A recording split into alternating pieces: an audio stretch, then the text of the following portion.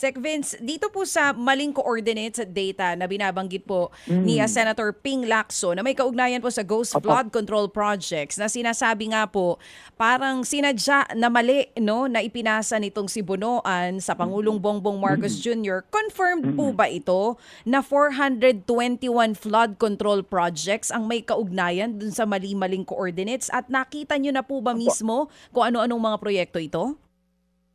Ganito po, no? Una-una po, ongoing pa rin po ang ating validation kasama ni General Azurin tsaka ni Undersecretary Bisnar, kasama na rin ng PNP at AFP. Pero ito lang po ang masasabi natin. No?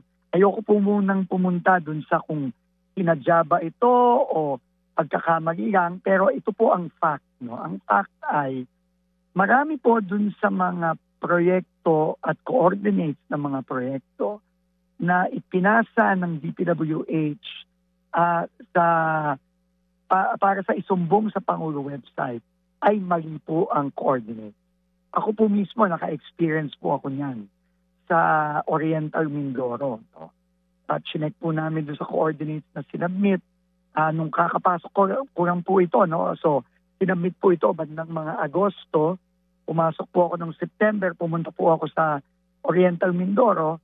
Kahit ako po mismo, meron kaming pinuntahan, sinabi may proyekto dyan, ala akong nakitang proyekto doon.